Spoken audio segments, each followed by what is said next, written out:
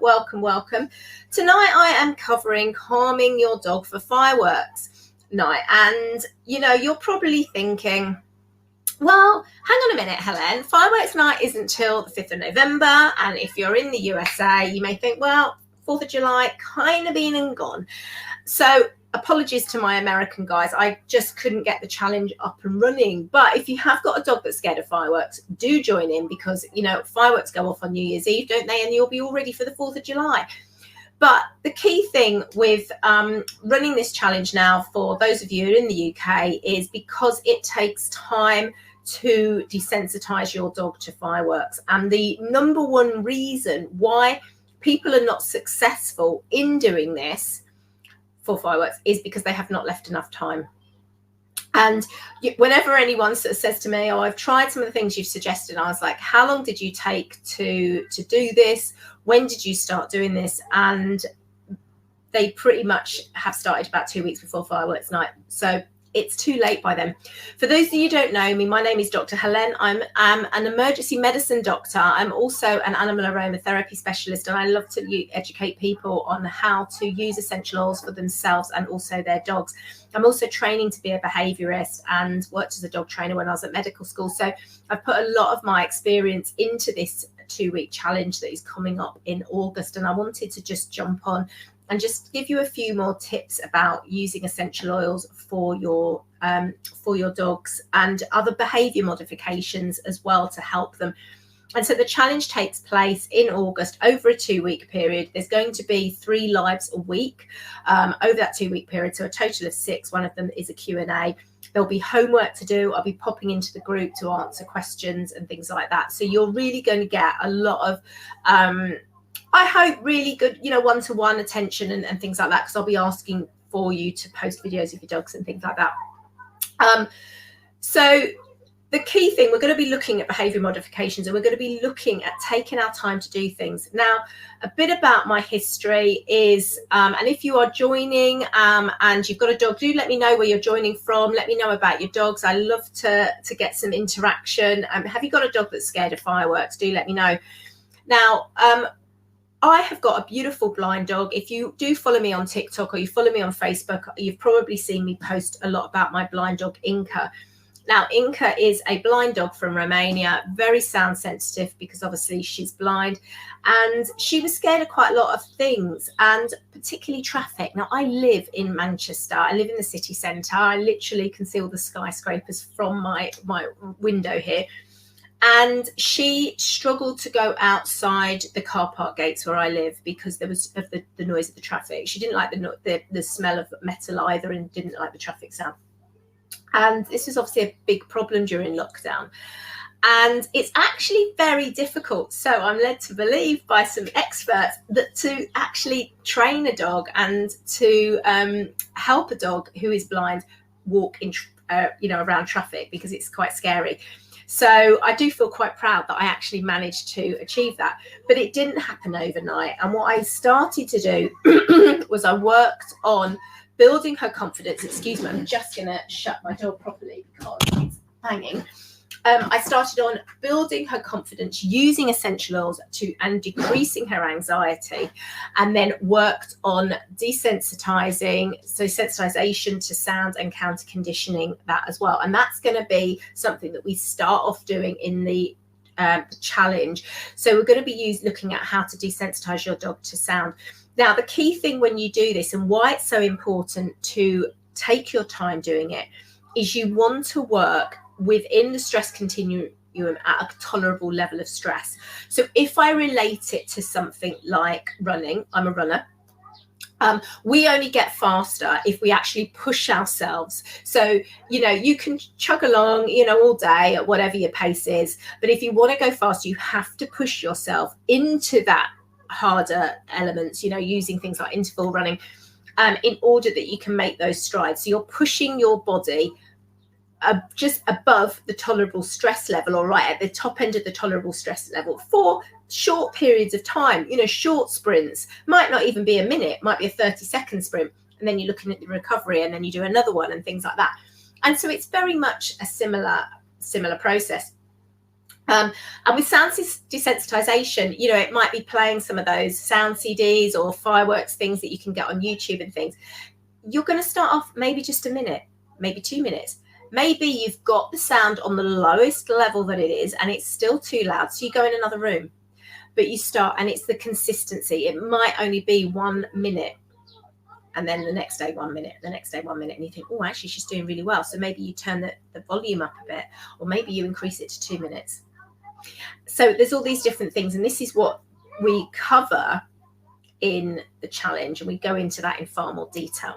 So, and we'll also then be looking at using essential oils to decrease the anxiety of our dogs and improve the confidence and boost the confidence of them. And again, I educate how to do that, because unfortunately what happens too often, again, this is something when people say, oh, I've tried essential oils and it didn't work. I say, how did you use them? And they tell me, oh, well, you know, the fireworks were going off, so I sprayed some essential oils.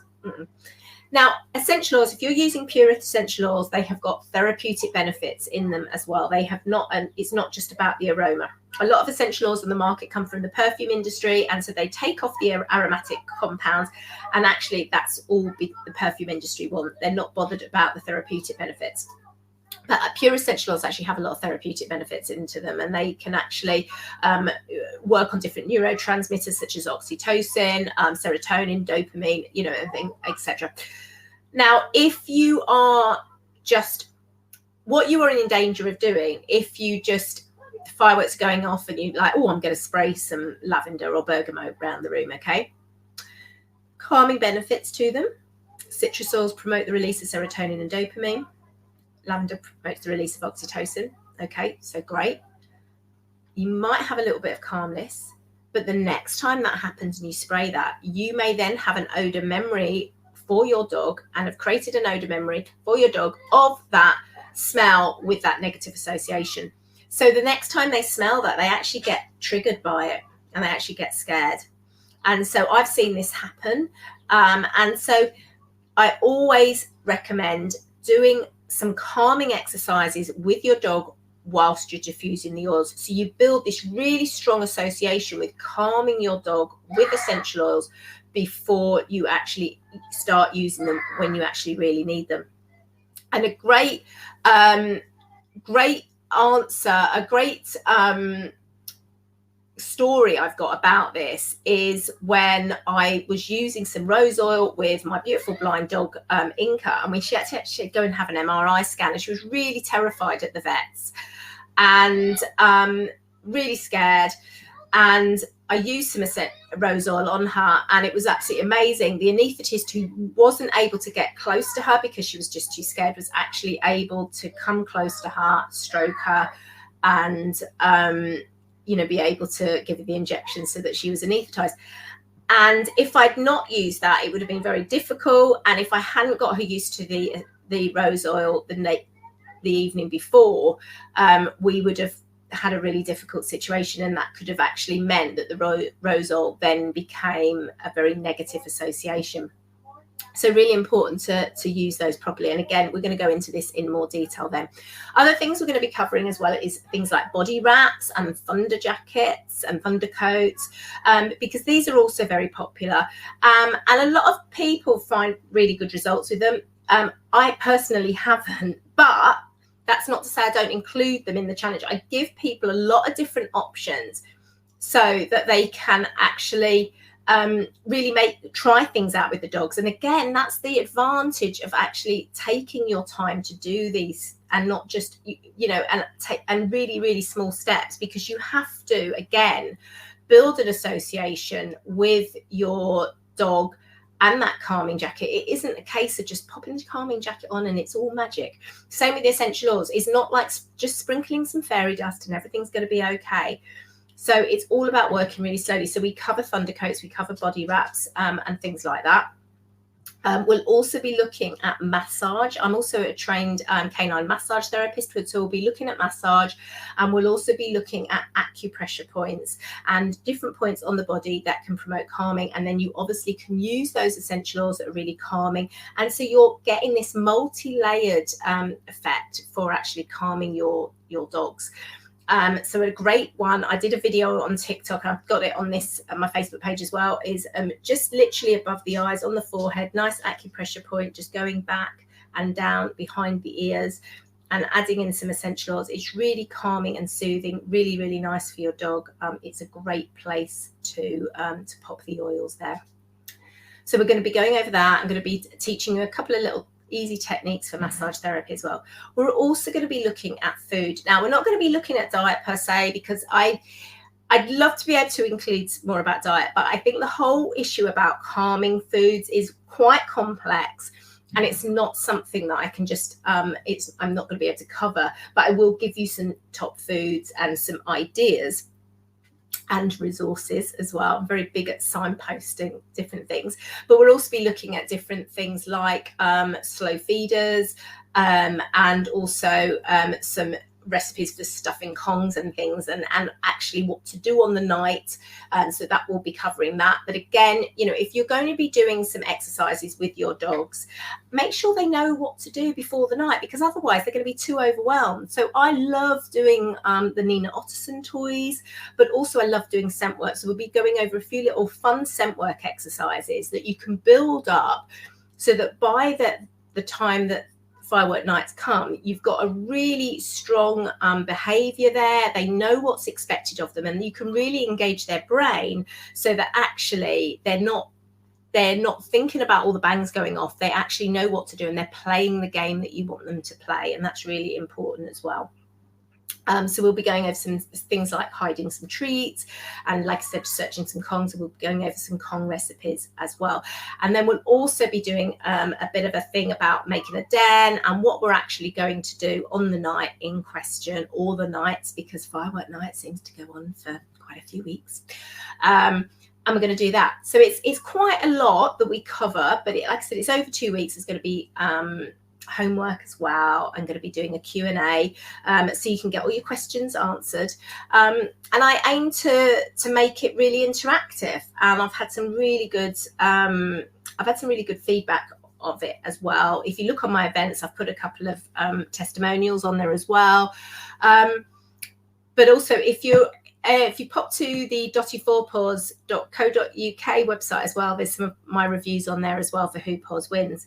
But if you've got any questions, do ask me, do let me know, and I can answer them. I've got an early bird special coming up for it. So it is £25, which is reduced from £50, and that is till the end of the month. On the 1st of August, it goes back up to £50. But I've had people come to the challenge who've tried different things before for their dogs. They've not had any success, and then they've tried the way that I've taught it, and we've taken the time to do it very slowly and surely, and it's worked. And that's absolutely so fantastic, because it took me, as I was saying, my blind dog didn't want to walk in the park. She struggled with walking in the park. She struggled with walking in the street.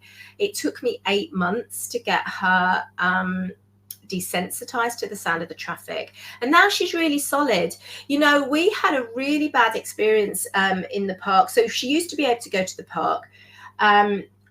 But we were in the park, and there were people on skateboards, there were people playing basketball, there'd been some sirens on the walk there. And she was very iffy about walking there, but we went, and it was just this literally perfect storm of sound. And I literally was in the middle of the park, and she was just frozen, and she wouldn't walk anywhere. And I've got like my 2 disabled dogs in a stroller, and she's like a 25-kilogram dog. And I literally managed to get her in a middle, and we'd walk like half a meter at a time, and I'd have to carry a little bit and then stop and push the stroller, then carry her to get back to where I'd parked. And so I really had to spend my time in desensitizing her and counter conditioning her. And she is so rock solid now that we can be in the park. And we were in there just a few days ago, and there was kids on trail bikes going around the outside of the park on one of the roads. And she wasn't even fussed. There was sirens, and she wasn't even fussed. And you've got people playing basketball, football banging against the fence, not fussed. Skateboarders, not fussed. All these things that used to trigger her, they can now be going off altogether, whereas before, even individually, it would cause her stress. And she's just like, I'm having fun. I'm fine. You know, and we were leaving the park the other day, and a police van turned up with, you know, and it had a bit of a, you know, the blues and cheese on. And she was just, and it was really close to her, and she was just like not bothered at all. And that really is because we've just really taken time to work through it, and so she is now absolutely solid. So I hope that's given you a bit of an idea about sort of working with sound desensitization and helping your dog for fireworks night. If you've got any questions, do let me know. I hope you will join me on the challenge. As I said, it's 50% off until the beginning of August. It's a lot of fun. I really enjoy doing the challenge. It's the third year I've done it, but I improve on it every year. So I do, obviously I'm going to say this, but I do think it's like the best year this year because I've just put so much more into it. So I hope you can join it. If you've got any questions, let me know. And it's been lovely to tell you a bit about it. So take care, everyone. Pop to the link going across the bottom of my screen to learn more about it. If you're on Facebook, if you're on TikTok, just pop to the link on my bio. If you're not following me, do give me a follow because I do share more tips as we go along. So stay safe, everyone. Stay well. So I'm just going to say goodbye.